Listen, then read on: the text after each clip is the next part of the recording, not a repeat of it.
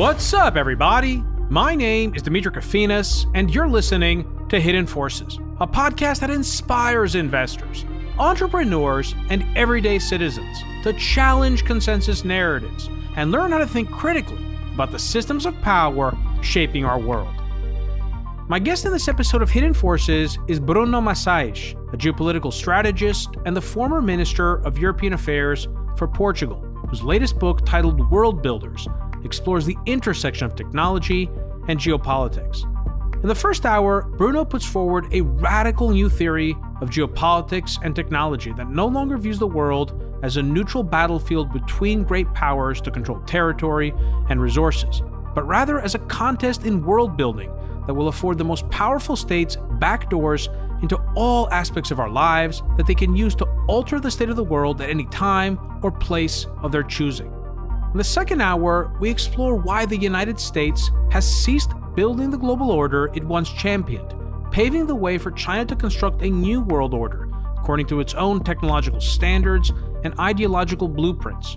We discuss what this means for the nature of the international order, individual freedom, the form that governance is likely to take in an increasingly virtualized world, and what's in store for all of us if things remain on their current trajectory and the United States recedes from its world-building project, or perhaps, even worse, decides to destroy it entirely. If you want access to all of this conversation, go to hiddenforces.io/subscribe and join our premium feed, which you can listen to on your mobile device using your favorite podcast app, just like you're listening to this episode right now. If you want to join in on the conversation and become a member of the Hidden Forces Genius community, which includes Q&A calls with guests, discounted access to third-party research and analysis, and in-person events like our intimate dinners and weekend retreats, you can also do that on our subscriber page. And if you still have questions, feel free to send an email to info@hiddenforces.io, and I or someone from our team will get right back to you. And with that, please enjoy this unusually deep and profoundly consequential conversation with my guest, Bruno Maçães. Bruno Maçães, welcome to Hidden Forces. It's a pleasure. I just was working on my Portuguese accent there for a couple of seconds. How did I do? It came out like Italian, yeah, but that's pretty good. Really? Well, I used to live and work in Italy, so maybe that's why. But I did when I was living in Europe, I did travel to Portugal, and I had a wonderful time there, and it was unlike anything that I expected it to be. Also, Portuguese, the accent of Portuguese from Portugal, it sounds a little bit like Russian almost. Do people say that? Yeah, they say that. I don't think there's any explanation for it. Maybe it's just an odd coincidence. The way we speak, the sounds are very closed, so it almost sounds Slavic, but there's also the sh sound, which is common to both. I think it's just an odd coincidence. There couldn't be any reasonable explanation for it. Well, so I didn't bring you here to talk about Portuguese, as you know, and as the audience has probably guessed, based on the title of this episode and the introduction. Before we get into the conversation today and the conversation about your latest book, World Builders, just tell me a little bit about you. What's your story? How did you get interested in writing about these topics, and what has shaped your perspective on technology and geopolitics? I've been writing about a lot of stuff. Next book is about India, and it's not about geopolitics.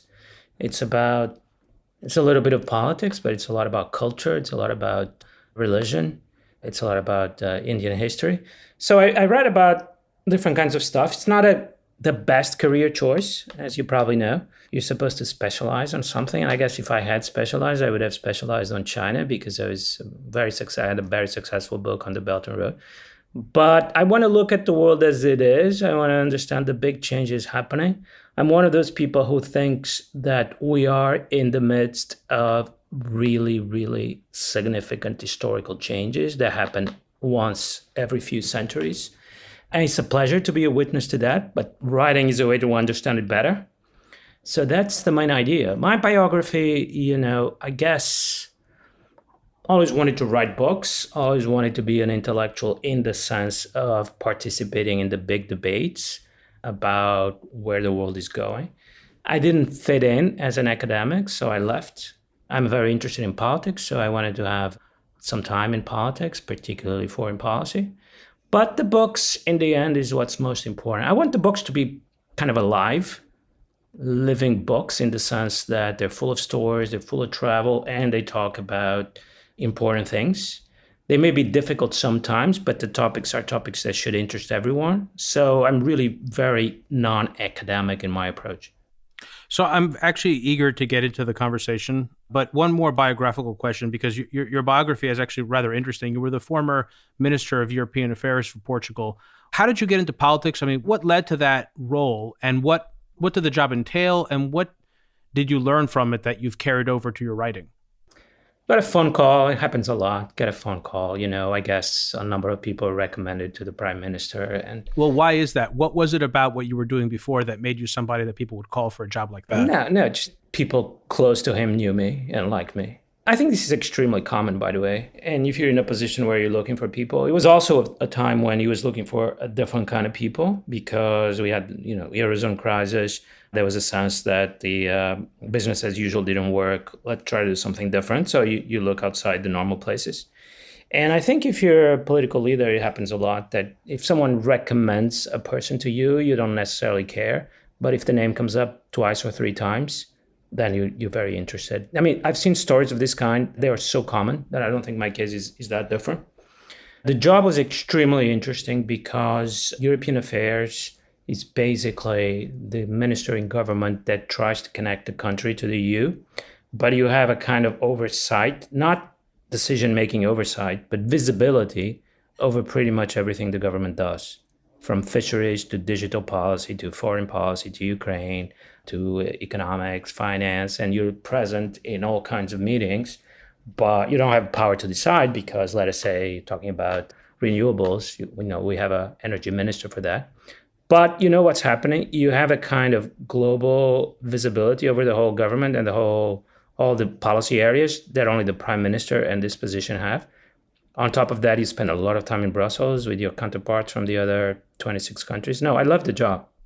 All right, so let's get into the meat of the conversation, which is about your latest book. So how does this book, World Builders, fit into or flow from the subjects and ideas you've explored in your previous books? You mentioned one of those, which was Belt and Road. The other books, just for people to know, are The Dawn of Eurasia, Geopolitics for the End Times, from the pandemic to the climate crisis.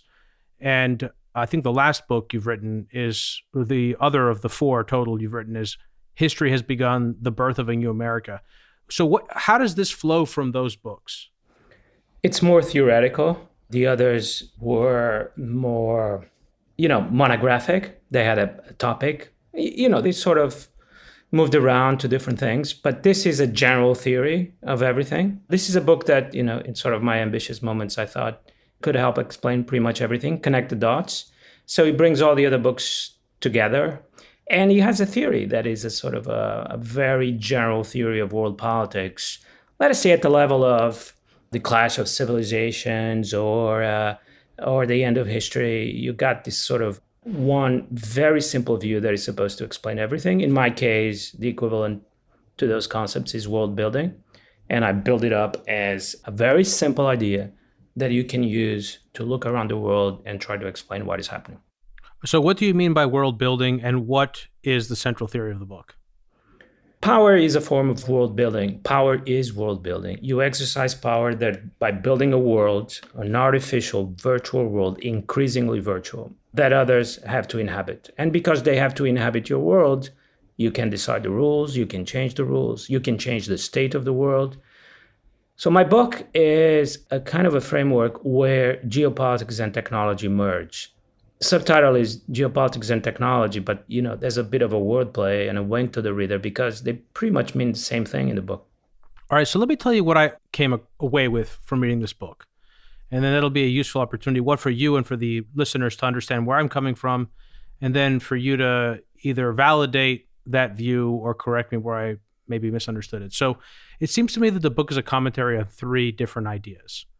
One is an exploration of what some might crudely refer to as ideological competition between superpowers, but which, if I were to be more specific, is more like a critical look into mimetic architectures that exert organizational influence over people's lives and that serve as conduits for power, and that we are currently living through a competition between who gets to decide that architectural code.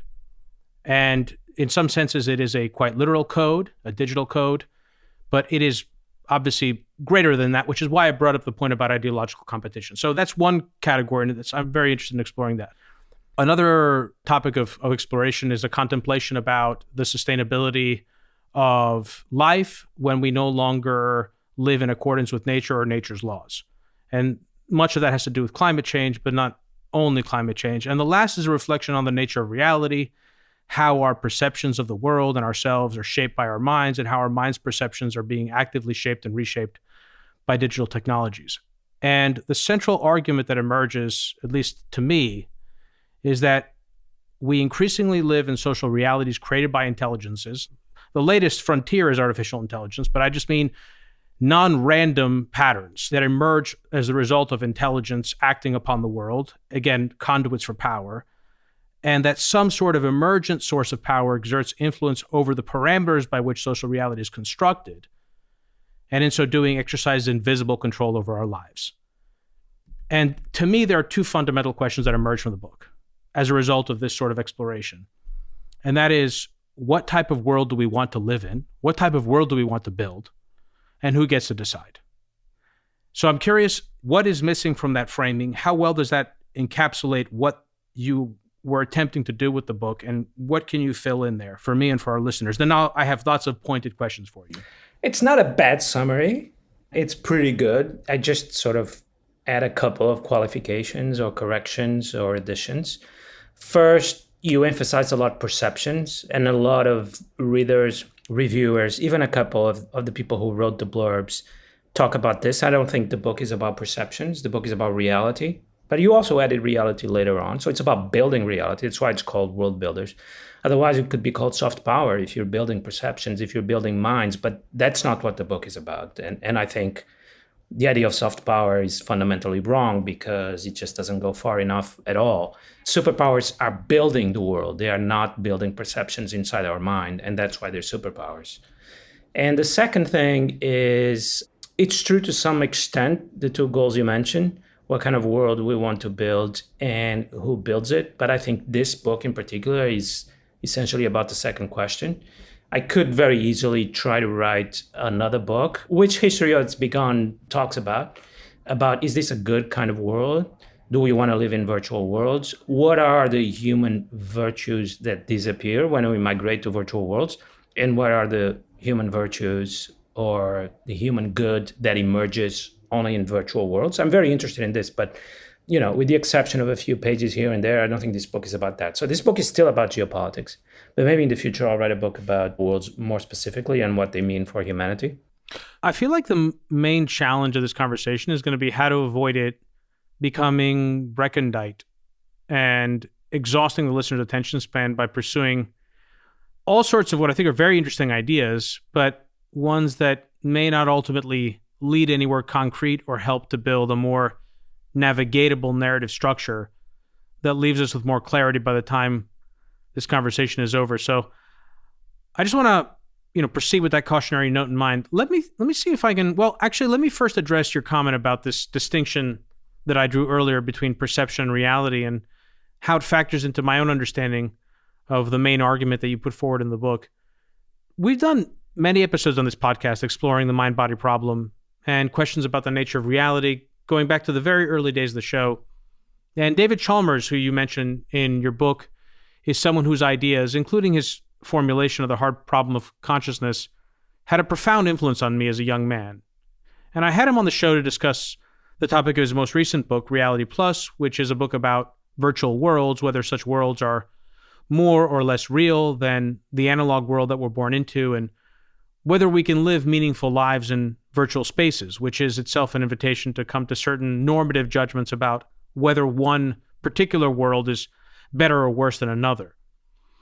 And I must say that I was a bit disheartened by David's view on this, which was that he didn't seem to think that it really mattered all that much. He seemed to take the approach that, what does it really matter whether the world is a computer simulation or not? But I think it does matter, which is perhaps another invitation to a discussion about what type of world we want to build, but maybe that's something that we can talk about later. So in the interest of building a useful framework here, let's go right into the geopolitics.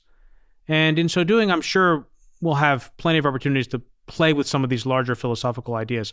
I think one of the central geopolitical arguments that you make in the book is that we're moving from an American-led century to a Chinese-led one. You don't say that deterministically, you don't present it as an inevitability, but this is the direction that you seem to feel the world is moving towards, primarily because the United States seems to have given up its empire-building project and is experiencing a kind of heat death. And the Chinese seem to be more than happy to pick up the pieces and pursue a world-building project of their own over what is and was the American sphere of influence.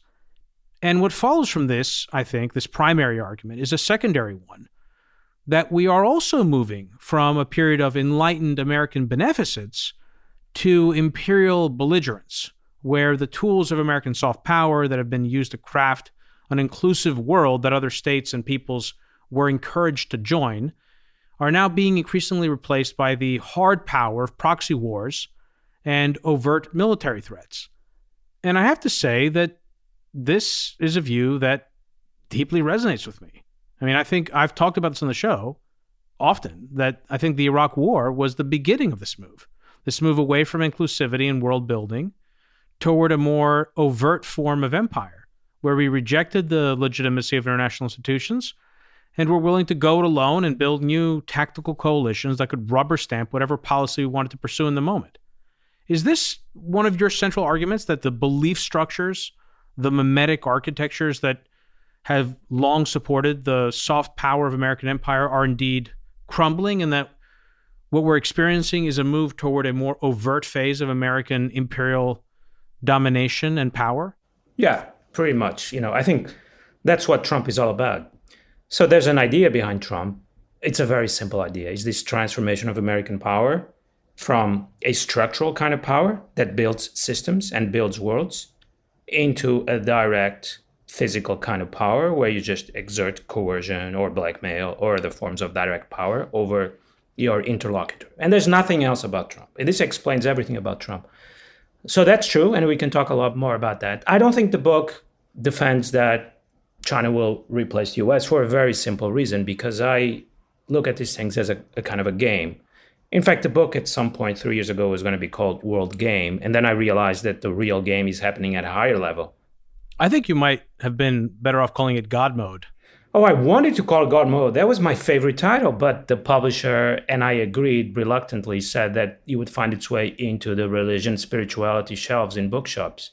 That would have been a shame, because I think that really, first of all, there's nothing wrong with the title of the book. It's great. And the book is great. But that I was working and playing with titles for this episode, and I kept coming back to God Mode. That was always my title, and I insisted a lot with the publisher. But, it was a good argument he had there. It is logistics. It is what it is. Logistics is important. But anyway, there's a game. Of course, God Mode in a game is where geopolitical power is exercised. God Mode is geopolitical power because it's the power to change the state of the world. It's the power to mold reality. It's a power to mold the earth.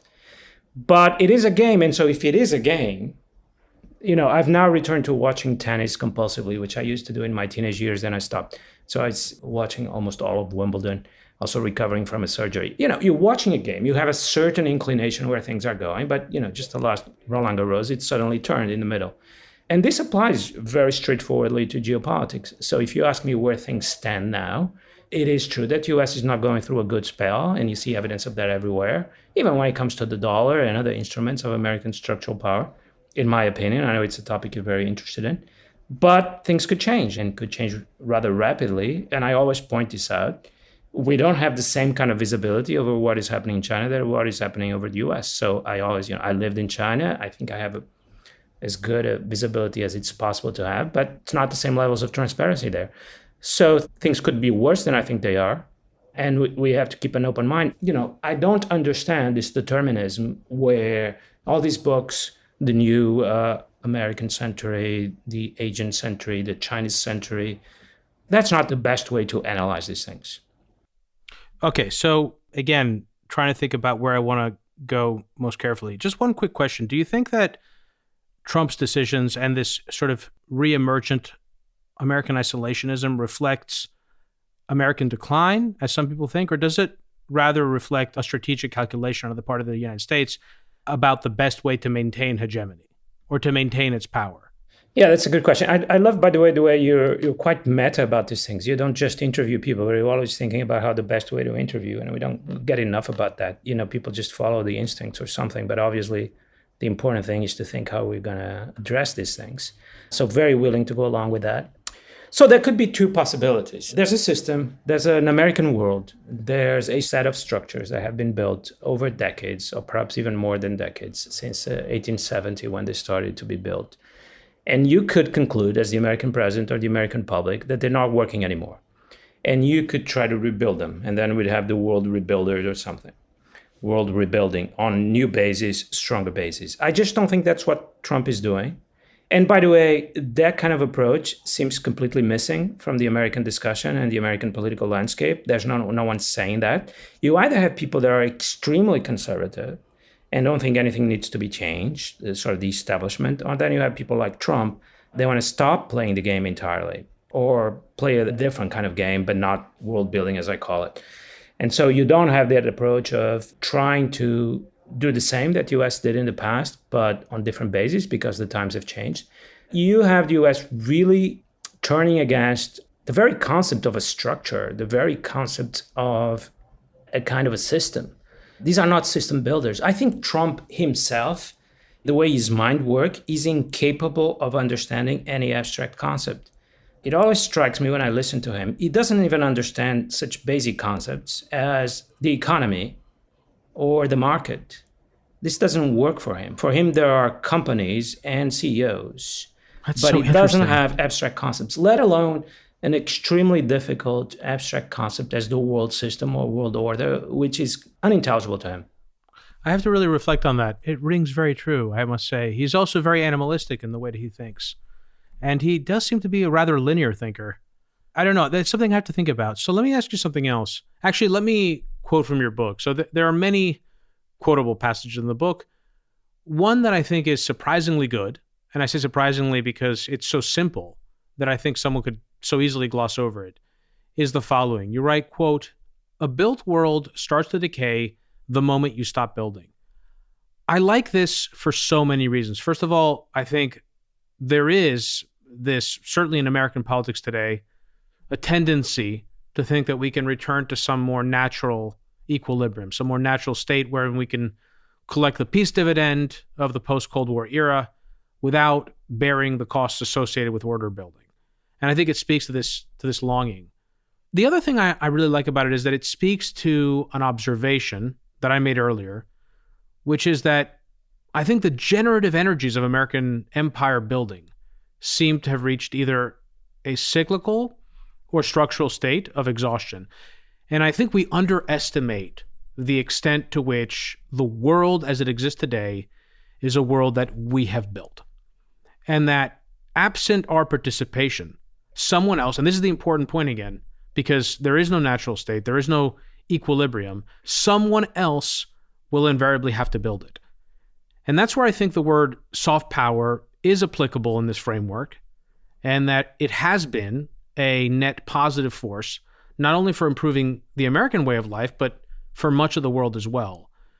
Does that articulation, does anything in that articulation resonate with you? And what are the sort of important questions that you think emerge from this observation? Well, if I argue we live increasingly, but this is a process that's been going on for centuries. It's inner structure of modernity, of modern societies. If we live in virtual worlds, and modern societies are to a greater or lesser extent virtual, then the task of building has to be permanent. These worlds have no subsistence or substance on their own. So this is an important lesson. I don't remember the context. Thankfully, I'm starting to forget the book, which took me a few months. I used to know every single passage and where it appears. So I don't remember the context, but that's the main point. And obviously, it has consequences. This idea of the end of history is absurd from this point of view because you're never in a state of rest. You always have to be building, and these worlds simply disaggregate. And I think you see today that the US has stopped building. It no longer has the mentality of a builder. China, on the other hand, and this is, I think, where I do suggest that China is in a better place right now. What is significant about China is this full focus and attention and investment in the task of building. You could think, for example, and this has happened many times before in history, that China would be focusing entirely on building a very powerful army. But I think they have doubts, and very reasonable doubts, about this kind of strategy. Because even if you build a very powerful army, in a world with nuclear weapons, you'd essentially be preparing for a thermonuclear war with the United States to decide who rules the world. And a thermonuclear war between China and the United States is fundamentally inconceivable, and it's certainly not a good strategy to become an hegemonic power. So they invest more. Obviously, you have to be prepared. You have to have a strong army. But they're investing more in what I call world building. Infrastructure, technology, influence, networks of influence, even new sources of energy that will replace the existing sources of energy. And you never see China waver from this path, even though it became a lot more difficult, let us say, around 2017, because the US started to try to block those efforts. They have tried to work around those difficulties, and they have never deviated. I think this is what Xi Jinping believes in more than anything else, that it's through the technological task of world building that you become a leading power.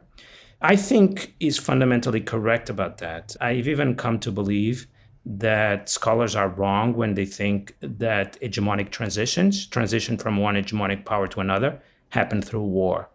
I think they don't happen through war. They more likely than not happen through the inauguration of new energy systems. I think that's what happened with the United Kingdom in the 18th century and what happened with the US at the turn of the 20th century. And so China is trying to do the same, trying to replicate what the US and Britain did in the past. Okay, so there's another great quote that emerges from the book that speaks directly to what you just said. And you wrote, China conceives of its world-building project as something assembled piece by piece.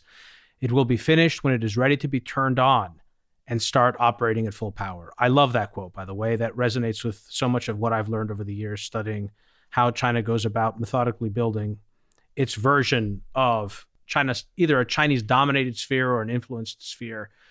How would you explain China's approach and vision for building this new sort of global technological future that is fundamentally different from the American or Western one that we have been living, at least in the West, under for the last 3 generations? So, for China, if you ask a Chinese author or intellectual, they'll tell you the predominant value is harmony. And harmony doesn't mean what we think it means in the West. It doesn't mean this sort of peaceful existence. It means something closer to what we would call synergy or system. It's the idea that every part works better and magnifies its power if it's integrated into a global system. Then you have synergies at work. And this is what China is trying to do, to build a system where each part is for the sake of the whole and therefore is magnified in its efficiency and influence. They're doing this in different ways, but they're not that strange. The more I study China, the more I realize it's essentially what the United States did in those decades from 1870 to the Second World War. Create new energy sources, create new trade patterns, potentially create a new currency or a new currency system, influence ideas, essentially try to build a world and try to invite everyone else to join your world. This invitation is not necessarily coercive. It can have some coercive elements. You can tell people that you either join or you don't get this.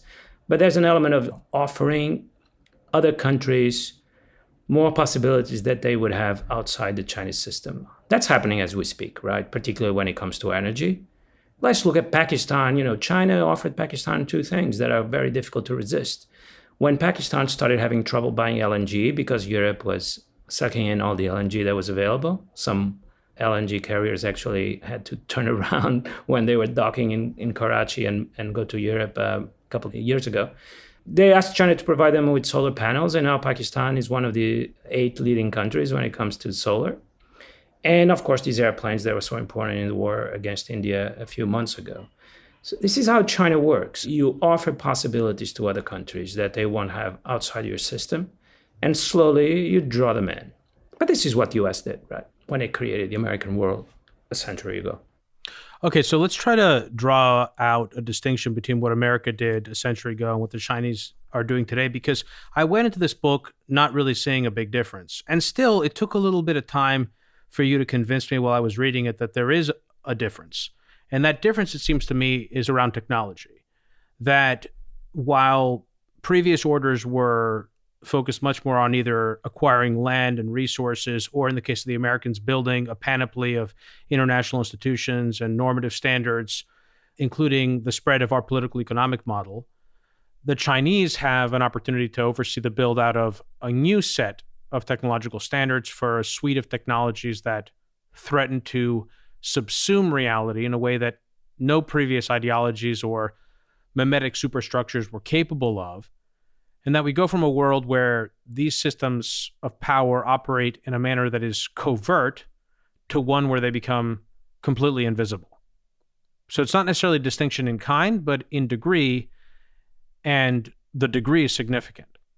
So how would you articulate this argument that you make in the book about how geopolitical power and competition have shifted from these traditional struggles over physical territories and natural resources and ideologies toward a contest to control these critical technologies of modernity and the virtual landscapes that derive from them? The more virtual the world you're building is, the greater your power. Because after all, reality is an obstacle to the power you want to exert. So the more you get rid of reality, the more power you have. In the book, I try to present what would be the final stage of this process, and I actually think it's AI. By the way, people think AI is about intelligence because it seems much more about a virtual world, that what AI does is to build a virtual world.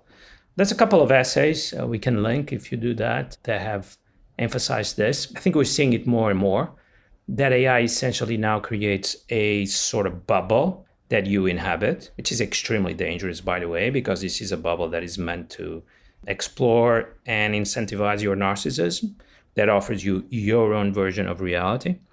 But at the geopolitical level, it's also extremely powerful, because if we imagine that one of these language models becomes universal and starts to be implemented everywhere, from, for example, central banks to schools to advertising to public policy, then the biases that are introduced into this model, and are always there, are going to determine how people think about reality, and they will take it as reality.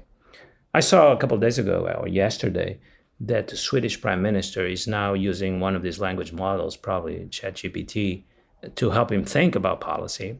Thankfully, he's not making policy alone.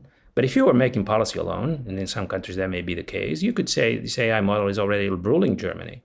Because, if he asks, if I do this, will it create inflation? And the model says, yes, you won't do it. So this is essentially the point where reality has been replaced by a model. Okay, so this wasn't where I was going with this line of inquiry, but I do want to ask this question, and then maybe we'll find our way back into the geopolitical aspect of the discussion. And the question has to do with how people use these models. So, for example, I actually have started using ChatGPT to speak to ahead of an interview. This actually started, listeners know I talked about this, it started because I did an episode with the head of Milei's Doge department. And there were no good books. I mean, there was one good book that I'd read years ago on the Argentine economy. It was focused very much on the bankruptcy in the early 2000s. But there was no good book in English that I could find on the Argentine economy and the history of Argentine politics. So I took a bunch of these books that were available. I asked ChatGPT, what books would you recommend that I read? It gave me a bunch of books that were in Spanish. I then fed those to ChatGPT, and we talked about the books. And it was incredibly helpful. And I was able to draw on my own knowledge and my own ability to ask questions. And so I actually find it very useful. I don't find it useful as a source of canonical truth. So do you believe that what's going to end up happening is that, like so many other technologies, just like Google Maps, for instance, or reviews on the internet, that we will eventually just come to default, take whatever answers this software provides us, and that we will cease to think critically ourselves? Is that sort of where you think this is all going? Yeah. Well, first thing you have to realize, these models are virtual reality simulators. That's what they are. In a virtual reality simulator, you're flying an airplane and you hit the commands, or you turn right or left, and the model responds to your prompts in a simulator, right? headset, a virtual reality headset.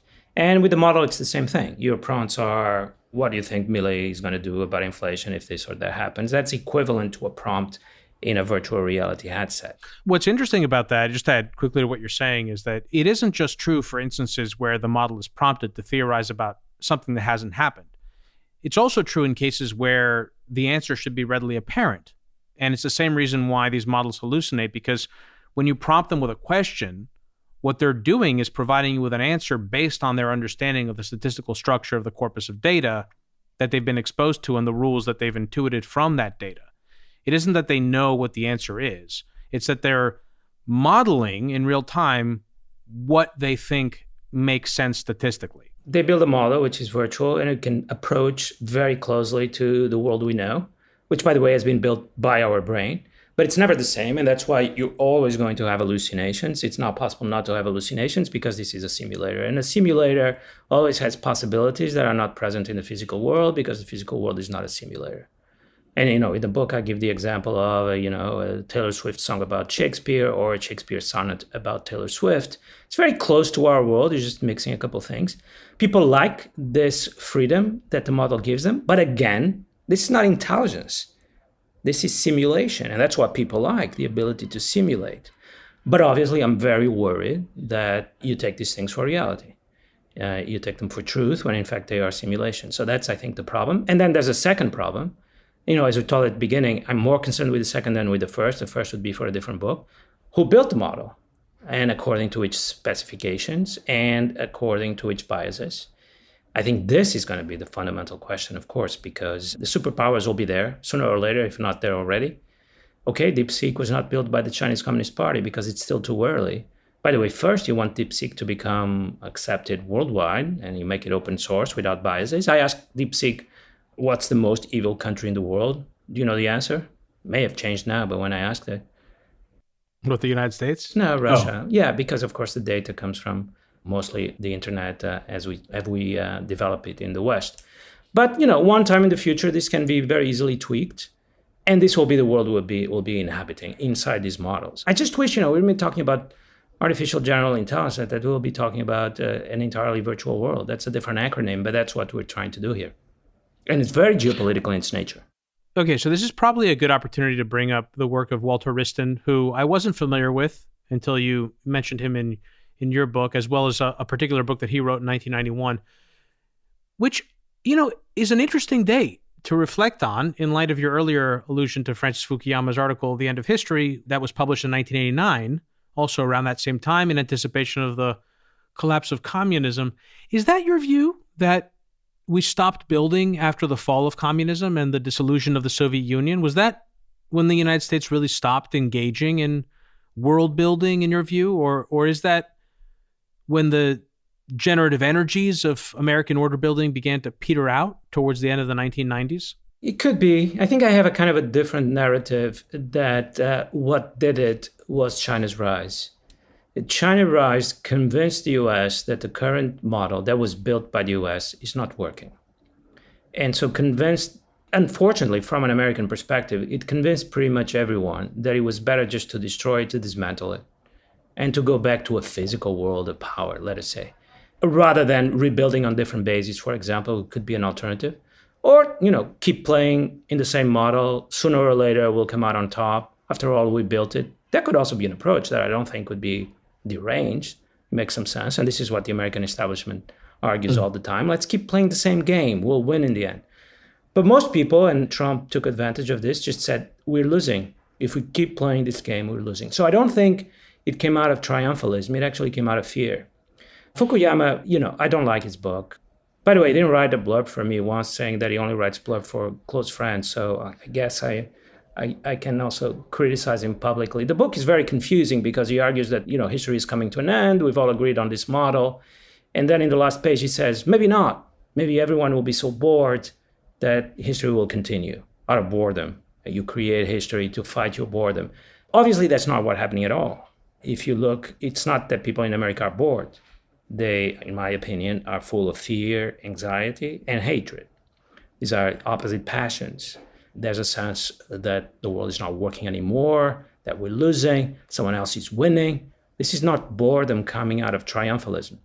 So I guess I would disagree, because this line of thinking would take us in the opposite direction from what I want. In the book, I talk a little bit about how we got to this point, and I think it's China's rise. There are other factors, but China's rise is really quite important.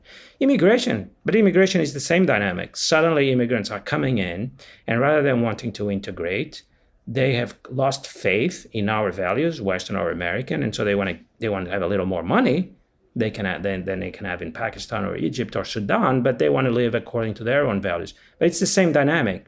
Makes people in the West very anxious, very doubtful, very afraid, and it's fear that is driving this. And then Trump just says, okay, let's destroy this whole thing, throw the chessboard into the air. We have more power, we have a more powerful army. We're going to play the game on different terms now, not according to the rules that we built, but according to a sort of direct clash between the power we have and the power everyone else has. I think this is going to be extremely destructive, although at first it works very well. In the first few months or years, it works very well because you do have an imbalance of power. But at the same time, you're completely undermining this imbalance of power, the sources of your own power, and soon enough, it will stop working. That's my firm belief, at least. That's interesting. I think I agree. I think I agree that China may be a good origin point for thinking about when we stopped building. But I'm not sure that 2016 is the date where I would choose to start the clock. But I do distinctly remember in the early 2000s that there was this operating assumption that people seemed to have that had entered the popular discourse. And you could even see it in films where people ran with this idea that the future was going to be Chinese, that China was the future. And there was a kind of broad acceptance of this assumption within certain circles in American society, specifically, I think, in the commanding heights of American financial and cultural power. Any areas really where people were making money as a result of the world that had come into being after the fall of the USSR.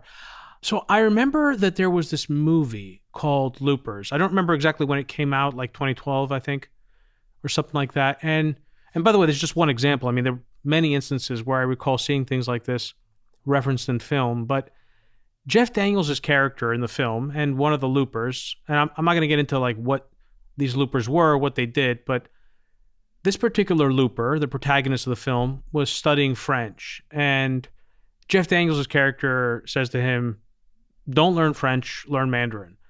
And the looper goes, yeah, I like French. I'm going to learn French. And Daniels then forcefully responds and says, trust me, I've been to the future, learn Mandarin. And this was the message that was being delivered, that I feel like we were being told, which was, shut up and accept it. This is an inevitability. And so on that front, I do think that it was healthy to reject this, what was an entirely artificial framing about the inevitability of Chinese cultural and economic domination. What I would agree with is that the way Trump and his coalition have gone about rejecting it by simply destroying what it is and not offering to build something new is the wrong way of going about this.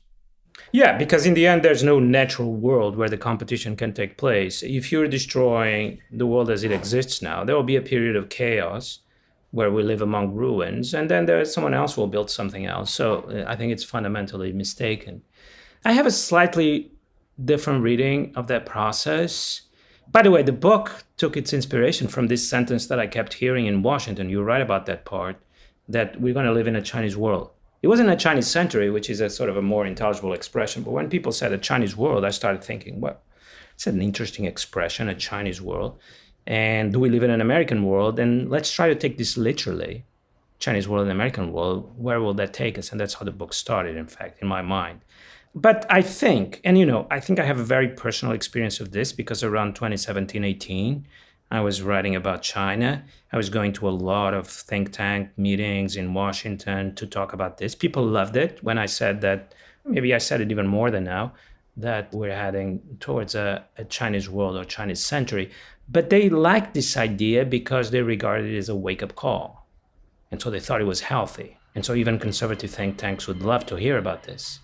But they never took it seriously as an actual prediction about the future. Again, it had the functional role of waking people up, but there was always the confidence that once we wake up, and inevitably we will, the question was always about whether to wake up in 2017 or are we only going to wake up in 2024? And we want to wake up early.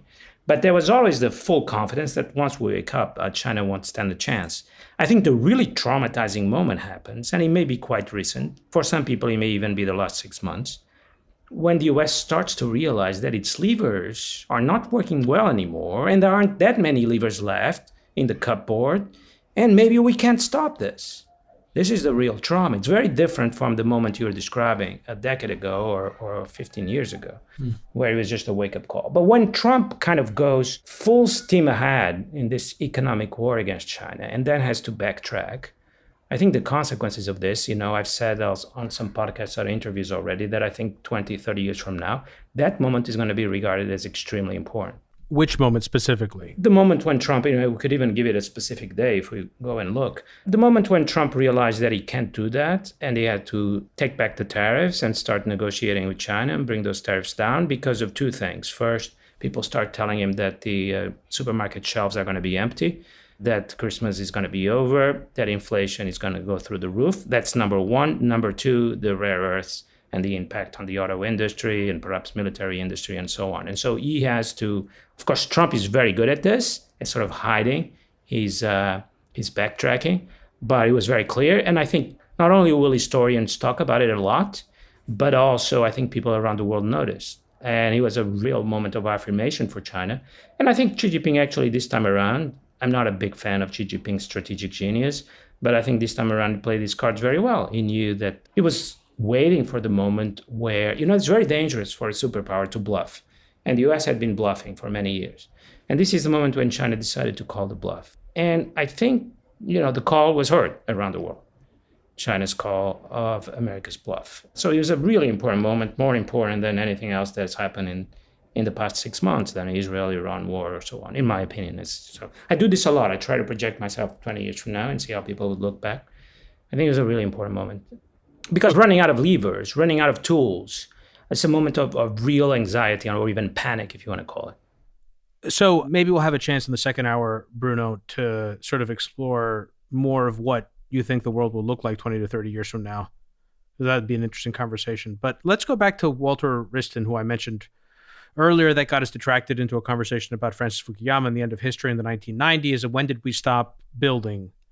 And Walter wrote this book called The Twilight of Sovereignty, which he published in 1991, in which he argued that, quote, no one is in control of the new technologies that were coming into force during that time, and that the new system that was coming into being was not one built by states, but by the technology itself. What do you think he meant by that, and how does that view differ from what you're proposing about the present moment? Mm-hmm. So what's odd about these books, like this one, but others that were published in the 80s, and I'm now old enough to kind of remember a little bit of the late 80s. A book like this, back then, would have been regarded as so obvious that maybe people would criticize. The book is very smart, clever, well-written, so it would always not be that criticized. There were worse books, but criticized for saying the obvious. And now, 30 years later, you actually have to make an effort because the ideas sound so odd that you have to make a real effort to try to understand them. What is the idea? Can you enunciate that, please? The idea is that power is disappearing. For example, sovereign power, the power of states. And so this was obvious back then. I remember it. And now it's just so odd, so weird that someone would say this, that you have to make an effort about what exactly is he saying? And, as far as I can tell, what he's saying is when you have a knowledge economy, and sort of not the cliched knowledge economy, but a real knowledge economy where everything is knowledge because of microchips. Microchips are knowledge and microchips are everywhere. That's his argument. Once you have this kind of knowledge economy in a very literal sense, states can no longer control it. Knowledge flows. There are these virtual worlds being built. He talks a lot about that. And virtual worlds have no connection to territory. And that means two things. First, states can't control these worlds anymore because they exist above territorial borders. And second, because territorial borders don't matter anymore, and this was the source of conflict and state power, there won't be any conflict or state power anymore. States will want to be open to knowledge, and so on and so forth. This is kind of the constellation of ideas, which now has to be reconstructed because we no longer have intuitive, natural access to this way of thinking. Things have changed so dramatically in 30 years. This has almost become a foreign way of thinking. I'm like, trying to interpret the Aztec language and the Aztec way of life. I mean, it is striking. But that's, I think, what it means. And this turned out to be completely wrong. And it turned out to be completely wrong because of the problem of world building. Because he's correct that these virtual worlds exist, but he forgot, unfortunately, it was not the time to realize this. He forgot that the worlds have to be built.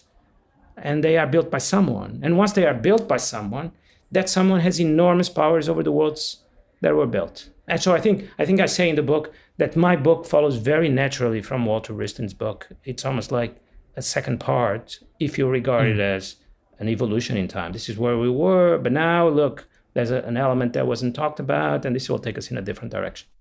So before I move us to the second hour, Bruno, let's try and tie off one loose thread and directly address the contest between these two competing visions that we've been talking about, the Chinese vision of the future and the American vision, which isn't entirely clear anymore, like what that even is. And I think part of the problem that we have is that we don't even know who we are anymore. It feels like America is in this place right now where we're grappling with trying to answer that more fundamental question. And until we do that, we can't really put forward a larger vision of how we want the world to look or what type of world we want to build. And I don't think that we're even aware that there is an ideological competition underway. I mean, we were very conscious and attuned to the contours of the ideological competition between the US and the Soviet Union during the period of the Cold War. We understood that both sides were proponents of a radically different political and economic model, and that we were both trying to win the hearts and minds of the rest of the world and build an order around those values and beliefs. But there isn't anything similar happening today in the public discourse. And in fact, I feel like, if anything, America is becoming more like China, not in terms of its economic model, but in terms of its totalitarian tendencies. I mean, anyone arriving from an overseas flight who has to pass through American immigration can attest to this. And it's not, something that just happened in the last few years. This move toward trampling on civil liberties and becoming more of a surveillance state has transpired over the course of several decades, since I think at least 9/11. So are these competing visions, to the extent, again, that we can put a temporary placeholder on the American vision that leans on what we would have traditionally called a liberal order? Are these visions inherently conflictual, or are they actually, in fact, potentially complementary at this point? They are rival models. I don't believe in the clash of civilization. I believe in kind of the growth of civilizations. The one grows, the other declines or shrinks, and so on. This is my model. I think they represent different civilizations. We can try to look at the differences. What I think is true is that the US, as you said, doesn't know very well what it represents anymore. I think this is what reduces the ideological or the civilizational conflict, because if you don't know very clearly what you stand for, that conflict will be reduced, but not for the good reasons, simply because you actually don't know what you're representing. Allow me a little diatribe against the US. It won't take long, but along the lines of what you're saying. I'd like someone to try to use software to have like a word count used by American officials. It seems to me that all the verbs are negative. It's like contain, stop, reduce, and so on. Applied to China, but not only to China. But you have almost no positive verbs of build, construct, create, develop. They don't appear in any speech. It's almost now become normal that you're going to have a speech about containing, stopping, reducing, slowing. It's asphyxiating. And second, the amount of fear you see in American. Last time I went to the US a couple months ago, yes, the immigration is a little different from what it used to be. I said at one point I'm a writer, and I immediately regretted it, because now I'm going to explain what I write about. But anyway, when I was studying in the US 20 years ago, I once crossed with a bag full of Spinoza books, and that also created a problem. So that is not a recent thing. What is a recent thing, though? And they wanted to know who Spinoza was, so I gave a 20-minute talk about Spinoza. But what is very recent is this. I was at a dinner at an embassy, a European country in the US. We're talking about Exet, the defense secretary, and a former Pentagon official that is already retired, and so I guess he felt free. He insulted Exet, like I think many people do in Washington. Everyone around the table, mostly kind of current Trump officials, think tankers, started looking at their shoes, and I could sense these people, they don't want to agree or disagree. They don't want to be here because they don't want this conversation to be reported and to be reported that they were there. Because whether it's going to be reported that they defended Exet is very contingent, might be or might not be. So they just don't want their name to appear in a conversation of this kind. This is exactly my experience in China when I lived there. Also, people are very uncomfortable with these things, and I start to look at their shoes. I don't think this is convergence of models. This is just a kind of disaggregation of American liberalism that I think comes out of fear, anxiety about losing the global competition. You feel that rules and laws are too soft. They don't work anymore. We need strong power, executive power. And I think that's where it's coming from, honestly. I think there's a turn towards authoritarianism that, in my view, comes out of a sense that in order to fight China and all the other threats, that we need these strong tools. That's interesting. I don't know. I mean, some of that definitely resonates with me. But we've seen a growth in executive power and a trampling of the Constitution going back to, well, I mean, I feel like we've gone through cycles of executive power waxing and waning since the founding of the Republic, going at least all the way back to the Alien and Seditions Acts.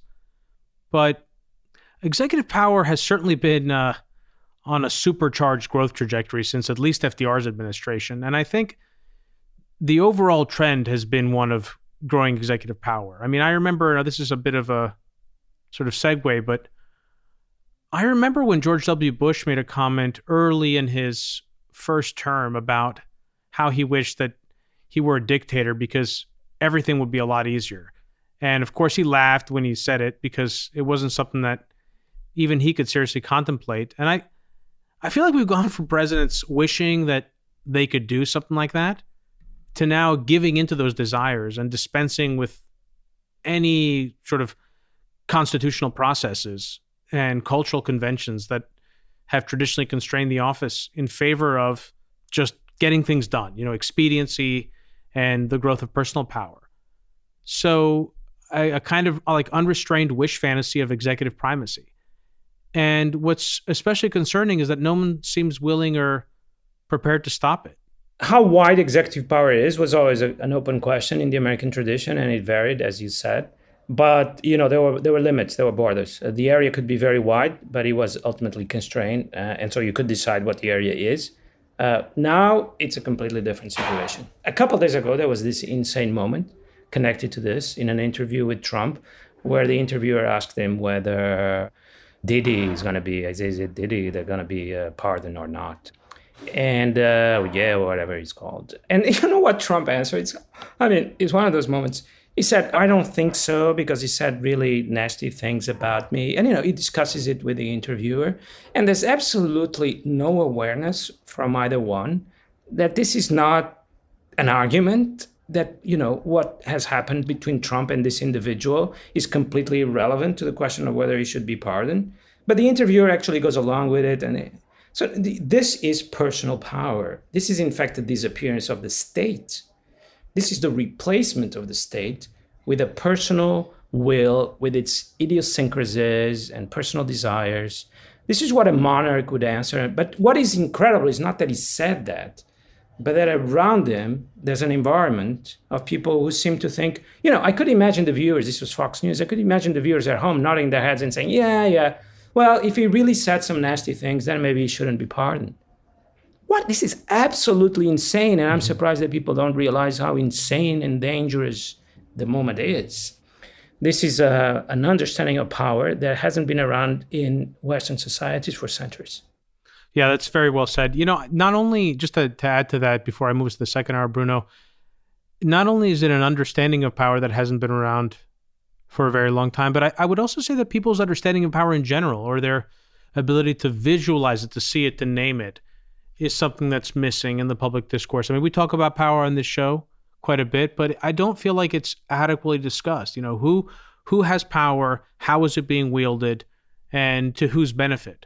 So I'm going to move our conversation to the second hour, Bruno. Let's continue this conversation about power and governance, and let's tack onto that an exploration of what governance looks like in a virtual world. And then I'd like to explore how the pandemic, the war in Ukraine, and climate change, as well as the physical environment, factor into your thinking, because you devote an entire chapter to each of these topics in your book. And then let's take a look at all of these lessons and all the insights that derive from the book and from this conversation, and construct some thought experiments about what the world is going to look like 20 or 30 years from now if things remain on their current trajectory, and if the United States does in fact either recede from the world it has built, or perhaps even worse, decides to destroy it entirely. For anyone new to the program, Hidden Forces is listener supported. We don't accept advertisers or commercial sponsors. The entire show is funded from top to bottom by listeners like you. If you want access to the second hour of today's conversation with Bruno, head over to hiddenforces.io/subscribe and sign up to one of our 3 content tiers. All subscribers gain access to our premium feed, which you can use to listen to the rest of today's conversation on your mobile device using your favorite podcast app, just like you're listening to this episode right now. Bruno, stick around. We're going to move the rest of our conversation onto the premium feed. If you want to listen in on the rest of today's conversation, head over to hiddenforces.io/subscribe and join our premium feed. If you want to join in on the conversation and become a member of the Hidden Forces Genius community, you can also do that through our subscriber page. Today's episode was produced by me and edited by Stylianos Nicolaou. For more episodes, you can check out our website at hiddenforces.io. You can follow me on Twitter at Kofinas, and you can email me at info@hiddenforces.io. As always, thanks for listening. We'll see you next time.